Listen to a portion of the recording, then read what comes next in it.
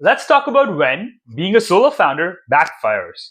Hey everyone, welcome back to my channel.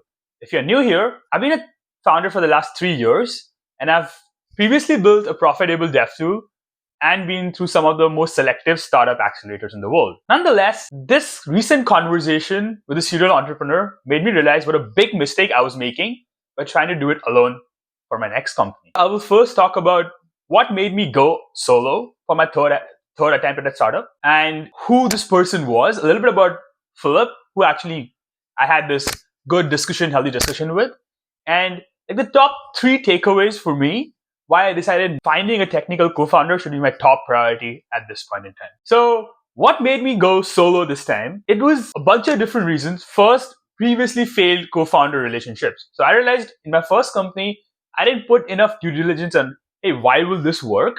And even though we made some progress, I didn't see Gautam, despite his best intentions, pulling his weight as a CTO. So I think there was some trauma around that.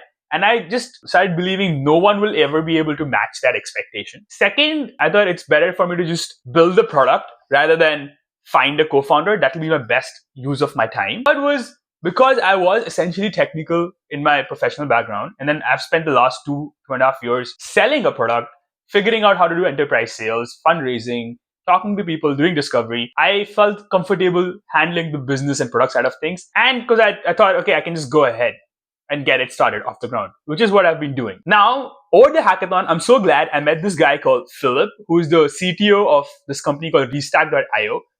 I had no idea who he was before. I went to the hackathon purely to do discovery for my idea. After I did the discovery, he started asking questions about me, my background, how big the company are, and he started asking why am I doing it solo? And then you gotta love the French people for, arguing with you instead of just saying you need to find a co-founder.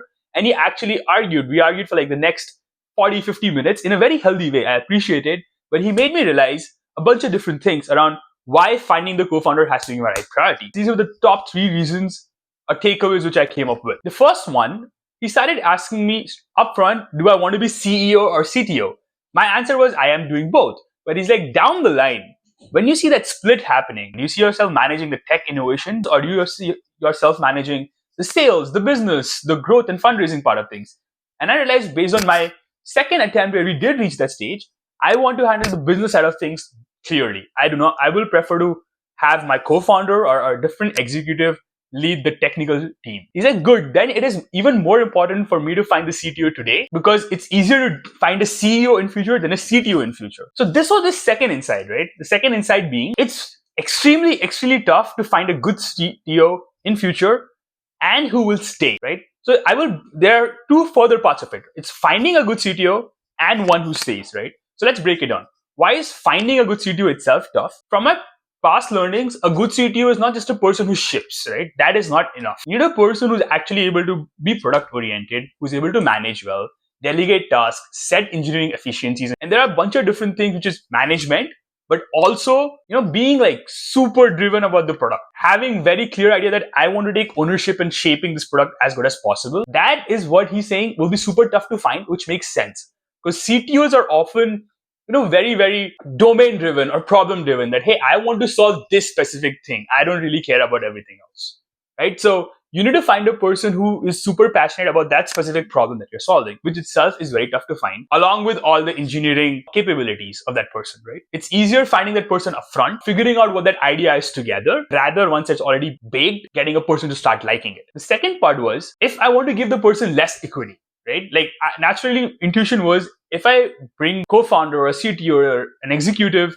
further down the line, once I've made progress and raised some funds, or just bootstrap it to a specific point in time, I would want to give less equity than 50-50 to the person, right? And that turns out was like the worst move I can make for the long-term health of my company.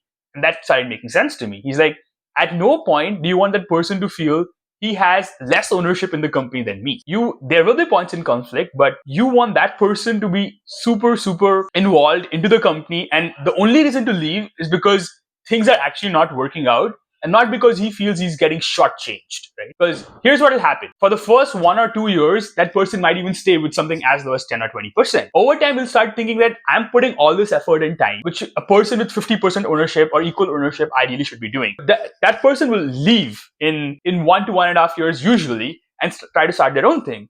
And I have seen that happen. I saw that with myself when at a very early stage, some non-technical CEO pitched me to join their company at a lower equity. I did not take that. I have a couple of my friends who are super technical, have done PhD, are deep in space, and then someone offered them 10%. And after 10, 11 months, they left. And I've seen this dynamics happen in the past. I will find some person who at initial stage doesn't recognize their value. 1.5 years into the process, they will realize their value. They will feel they were cheated out. And high chances they will leave, especially at a point where a company is already in a tough stage of scaling, figuring things out, setting processes. The last thing you want is management instability. That made a lot of sense to me, that you need to find a person who's committed to staying long term, which brings us to insight 3. So now that I know these two things, that a person with lower equity is not likely to stay, or a person who's not already driven about the problem from the very beginning, because CTOs want to be there from the early stage of the product, is not very likely to stay. So if you get one of these two wrong, then it is very, very tough raising funds from investors. Investors will see solo founder being a red flag. They will essentially think either I do not get along with people, or I'm not realizing I'm setting myself up for failure in the future. All of this is because I've still not proven myself in a scalably grown startup, right? Once you have crossed that stage, you have reached Series C, D, IPO, whatever, I'm guessing it's easier. You have established and proven yourself that you can scale. That's where right now it's better to have a co-founder and then do fundraising. There's also another reason, which is, I guess, like a side fourth reason, is off days. You will have burnout days. You will have days where you just need time off, need to travel. Maybe you get sick. Who's managing the team then? Despite the best intentions, even if you hire and pay very well to like smart people, you need that leadership presence all the time. So you can't be 24/7, 365 on. Just humanly not possible. It's super helpful to have that other person to manage the team on your behalf. By the way, if you enjoyed this video, you're gonna enjoy this one where I break down on how I'm going around finding a co-founder, what are the criteria, platforms I use, and how I do it.